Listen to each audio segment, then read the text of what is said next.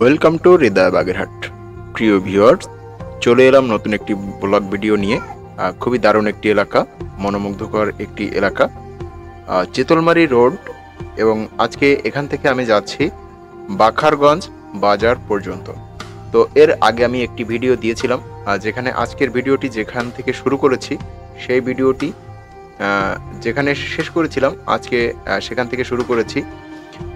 মূলত আমি উজলপুর গিয়েছিলাম, উজলপুর থেকে ফিরছিলাম। ভিডিওটিও বেশ আগে করা, ফেব্রুয়ারি মাসের দিকে করা। তো অন্য অন্য এলাকার ভিডিও দিতে দিতে আসলে এই ভিডিওটি পেন্ডিংয়ে ছিল, তো যার কারণে চিন্তা করলাম ভিডিওটি দিয়ে দেই। তো এদিকের অডিয়েন্স অনেকটা কম আমার কাছে, এদিকে এই এলাকার রিকোয়েস্টটা একটু কমই এসেছে। তো আমি বিশেষ করে যেসব এলাকার রিকোয়েস্টটা বেশি আসে আমি সেই এলাকাগুলোকে আগে তুলে ধরার চেষ্টা করি বা করছি। তো চিতলমারি মেইন শহরে যাওয়া হয়নি, আমি যেহেতু উজলপুর হয়ে এসেছিলাম, এদিকে দেপাড়া, উজলপুর ওইদিকে গিয়েছিলাম। তো যাই হোক, আজকে এখান থেকে বাকারগঞ্জ বাজার পর্যন্ত যাব এবং এই এলাকার মুগ্ধতা, সৌন্দর্য সবকিছু দেখানোর চেষ্টা করব। তো রাস্তাটা যদিও চিকন, তবে রাস্তাটা কিন্তু খুব দারুণ, দুই সাইডের ভিউটা খুবই দারুণ।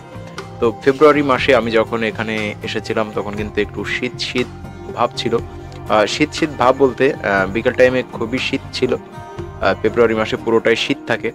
তো খুবই দারুণ একটা এলাকা। যদি গরমের সময় আসা হয় এখানে অন্যরকম একটা ফিলিং পাওয়া যাবে, যেহেতু গ্রাম এলাকা। চারপাশে এদিকে একটু ঘেরবেড়ি বেশি, রামপালের মতো। তো বাগেরহাটের এক একটা থানা এক একটা জিনিস বেশি, যেমন রামপাল, চিতলমারি এদিকে ঘের, মাছের ঘেরগুলা বেশি এবং সবজির আবাদটা রামপালে কম, কিন্তু বাগেরহাট সদর বা আর কচুয়া, চিতলমারি এদিকে আবার মানে সবজি বা ক্ষেত ফসল এগুলা বেশি হয়। তো বাগেরহাট সদর, কচুয়া এদিকে আবার নারকেল, সুপারি, পান বরজ এগুলা বেশি। তো যাই হোক, সব মিলে আমাদের বাগেরহাটের বিখ্যাত যে জিনিসগুলা পান, সুপারি, চিংড়ি মাছ, সাদা মাছ, এছাড়াও সবজি, তাল ইত্যাদি ইত্যাদি, বাগেরহাটের আসলে নাই এমন কিছুই নাই। খুবই, তবে বিখ্যাত বেশিরভাগ বাগেরহাটের নারকেল, পান, সুপারি। তো আর এছাড়াও আরো অনেক কিছু আছে যেগুলো আমাদের বাগেরহাট থেকে সারা দেশে রপ্তানি হচ্ছে। তো ইদানিং যে বাগেরহাটে কাঠের সাইকেল বাইরে রপ্তানি হচ্ছে, বাগেরহাটের সাইকেল এছাড়াও বিভিন্ন ধরনের প্রোডাক্ট, বর্তমানে বাগেরহাট সেসবে অনেকটাই উন্নত বললেই চলে। তো চিতলমারি আমার কাছে, চিতলমারি শহরে আসার জন্য অনেকেই রিকোয়েস্ট করেছিলেন, বা চিতলমারির অডিয়েন্স একটু কম দেখা যায়। কিন্তু আমি আসলে এইটা মনে করি না যে যে এলাকার অডিয়েন্স কম সেই এলাকায় আমি যাব না, এরকমটা কখনোই না। তো আমি আসলে চেষ্টা করি যারা রিকোয়েস্ট বেশি আসে যেসব এলাকার, সেই এলাকাগুলোকে আগে তুলে ধরার জন্য। তো এই চিতলমারি, এরপরে শরণখোলা, রায়ন্দা, মানে যেসব এরিয়াতে আমার যাওয়া কম হচ্ছে সেসব এলাকায় যাব এবং পাখির চোখে তুলে ধরবো বাগেরহাটের 9টি থানা। এটাই আমার প্ল্যানিং।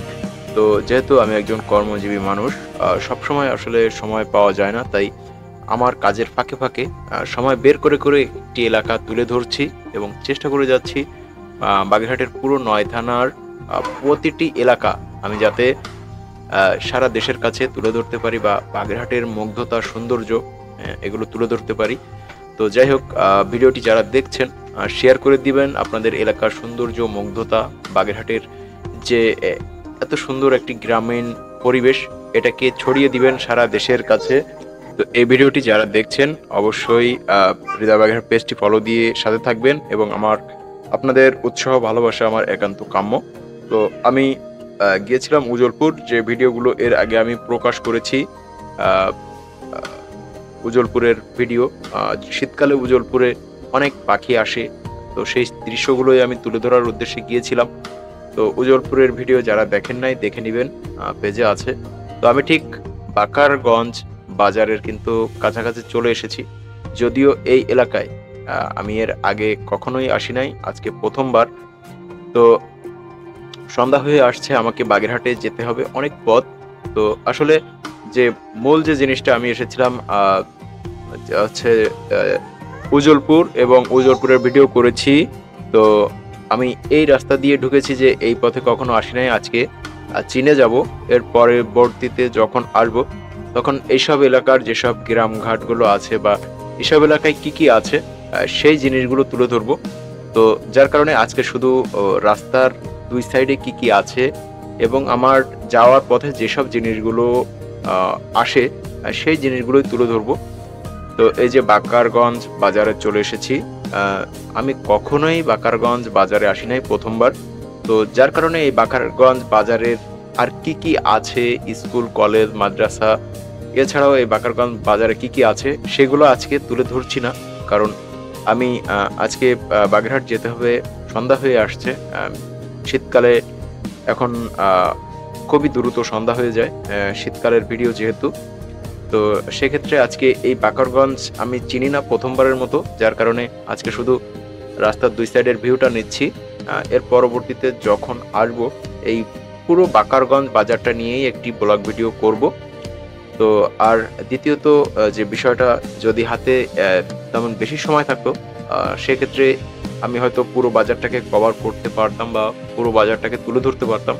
তো যেহেতু আজকে হাতে সময় কম ছিল, তাই আমি সোজা বাগেরহাটের দিকে চলে যাচ্ছি, এখান থেকে বাগেরহাটের দূরত্বটা অনেক, সন্ধ্যা হয়ে যাচ্ছে। তো যার কারণেই কিন্তু এখানে আমি বেশি সময় দিতে পারি নাই। জিনিসটা ক্লিয়ার করলাম, অনেকে হয়তো ভুল বুঝতে পারেন যে এত দূরে আসলেন, বাকারগঞ্জ বাজারে আসলেন, কিন্তু বাকারগঞ্জ বাজারের অনেক কিছু বাদ থেকে গেল বা তুলে ধরলেন না কেন। তো যার কারণে আমি বিষয়টা ক্লিয়ার করে নিলাম। তো আমি এর পরবর্তীতে যখন আসবো বাকারগঞ্জ বাজারের দিকে, তখন এই টোটাল বাকারগঞ্জ বাজারটাকে কিন্তু আমি তুলে ধরবো, এটা আমার একটা প্ল্যানিং আছে। তো এই বাকারগঞ্জ বাজার এলাকায় কে কে আছেন একটু কষ্ট করে কমেন্ট করবেন, সাড়া দিবেন এবং শেয়ার করে দিবেন। তো এই যে তখন কিন্তু খুবই ভালোই শীত ছিল, দেখতেই পাচ্ছেন অনেকে কিন্তু জ্যাকেট গায়ে দেওয়া। তো এই ভিডিওটি অনেকদিন পরে প্রকাশ করছি। অনেকে আবার ভুল বুঝতে পারেন যে ভাই গরমের সময় কেন জ্যাকেট পরা, সবাই জ্যাকেট পরে আছে, এটা কোন এলাকার ভিডিও হতে পারে, বা এগুলা হয়তো কথা হতেই পারে। তো যার কারণে আমি ক্লিয়ার করলাম যে আমার এই ভিডিওটি করা ছিল ফেব্রুয়ারি মাসে, যার কারণে কিন্তু দেখা যাচ্ছে একটা শীত শীত ভাব, সবার গায়ে জ্যাকেট, মাফলার ইত্যাদি ইত্যাদি। তো এই বাকারগঞ্জ এলাকায় যারা আছেন কষ্ট করে সাড়া দিবেন, কারণ পরবর্তীতে আমি যখন এই বাকারগঞ্জ বাজারে আসবো বা বাকারগঞ্জ বাজারটাকে নিয়ে আমি ব্লগ ভিডিও করব, তখন হয়তো আপনারা এখানকার যারা আছেন পরিচিত জন, যদি আপনাদের সাথে পরিচিত হয় তখন আমার জন্য একটু সুবিধা হবে। এই বাকারগঞ্জ বাজারে কোথায় কি আছে সেগুলোকে আমি সহজেই তুলে ধরতে পারবো, বা কোথায় কি আছে জানতে পারবো, আপনাদের সাথে হয়তো একটু সময় মত বিনিময় করতে পারবো। তো এই কারণেই এখানকার যারা আছেন তারা একটু কষ্ট করে হলেও সাড়া দিবেন, আমাকে নক করবেন, আপনাদের নাম্বার দিবেন, এবং এইটি আসলে কোন ইউনিয়নের ভিতর পড়েছে সেগুলো জানাবেন। তো তাহলেই আমি হয়তো পুরো বিষয়টা আমার জন্য একটু সহজ হবে, বা সবার সহযোগিতায় আমার এই এখানকার ব্লগটা সাকসেস হবে। তো যাই হোক, এই ভিডিওটি আজকে আর দীর্ঘ করব না। এর পরবর্তী আরেকটি ব্লগে এখান থেকে দেপাড়া বাজার পর্যন্ত যাব, সেই ভিডিওটি প্রকাশ করে দিব। তো অপেক্ষায় থাকুন সেই ভিডিও দেখার জন্য, এবং বাগেরহাটের বিভিন্ন এলাকার ভিডিও আছে। তো সবাই দেখার আমন্ত্রণ রইল। আজকের মতো বিদায় নিচ্ছি, আল্লাহ হাফেজ।